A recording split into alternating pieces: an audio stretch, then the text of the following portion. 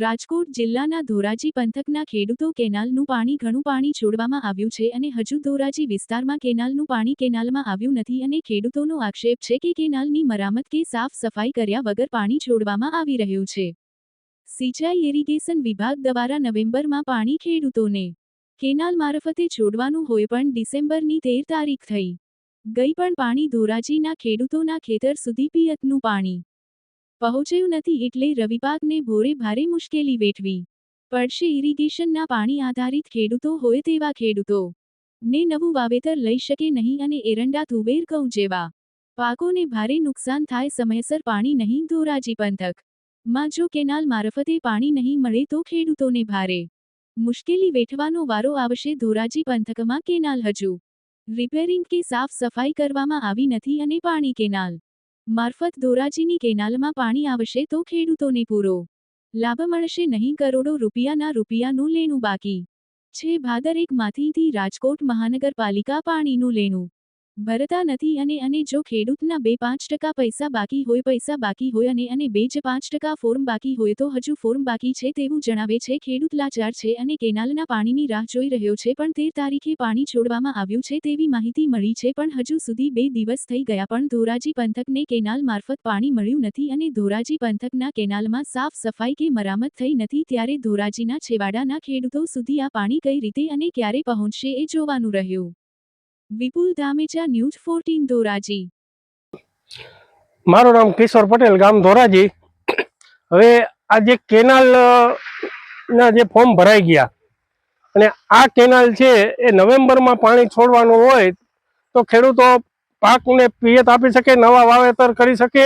આજે ખેડૂતોના શિયાળુ પાક માટે જે પાણીની જરૂરિયાત હોય સિંચાઈની, અત્યારે કેનાલ હજી સુધી ડિસેમ્બર એન્ડ આવ્યો, પાણી છોડવામાં આવ્યું નથી, કેનાલની સફાઈ કરવામાં આવી નથી। કેનાલમાં એવડો કચરો છે, હજી આ કેનાલ ક્યારે છૂટશે એનું કાંઈ નક્કી નથી। તો આ બધું ખેડૂતોને જ સહન કરવાનું છે, ખેડૂતોને દર વખતે રજૂઆત કરવી પડે, બીજા કોઈને રજૂઆત કરવી પડતી નથી। ખેડૂતો સિવાય ખેડૂતને બધે રજૂઆત કરવી પડે છે। તો જેથી કરીને સરકારશ્રીને મારી એટલી વિનંતી છે કે હવે વહેલી તકે આ કેનાલની સિંચાઈનું પાણી છોડે અને ખેડૂતોને જે પિયત આપવાનું છે એ ટાઈમસર મળે। આ કેનાલ ખેડૂતોના ખેતરમાં ન આવવાથી ખેડૂતોને શું નુકસાન ને શું વ્યથા છે? આજે માનો કે જેને સિંચાઈનો સ્ત્રોત છે એ તો પિયત કરી દેવાના છે, બરોબર છે। જેને કૂવામાં પાણી છે, બોર છે, એ તો બધા કરી દેવાના।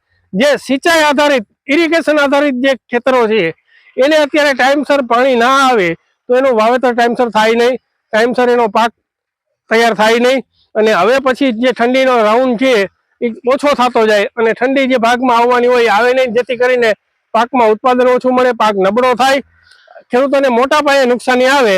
જે તુવેરના પાકોને પાણીની જરૂરિયાત હોય, એરંડાના પાકોને પાણીની જરૂરિયાત હોય, ચણાના વાવેતર કર્યા હોય એને પાણીની જરૂરિયાત હોય, તો આજે ટાઈમસર પાણી ના છોડવામાં આવે તો ખેડૂતોને ઘણી બધી મુશ્કેલીઓ અને નુકસાની વેઠવી પડે।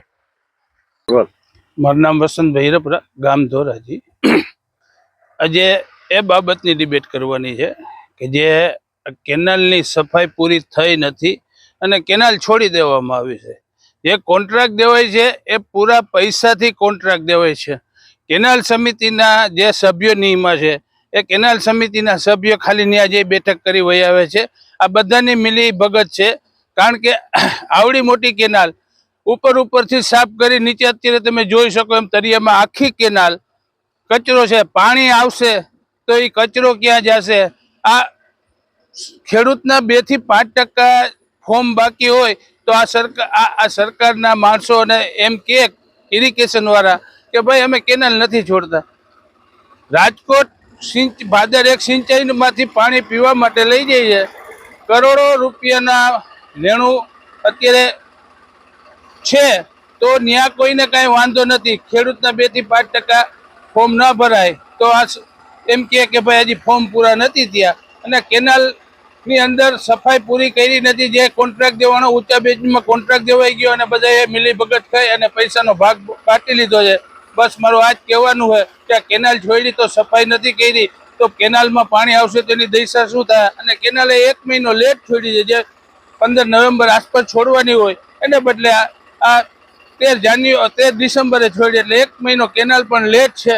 એટલે ખેડૂતને તો આમાં હેરાન જ થવાનું છે. આ બધા એના રોટલા શેકી ખાય છે, ભાગ બટાઈ કરી, અને બસ મારે એ જ કહેવું છે.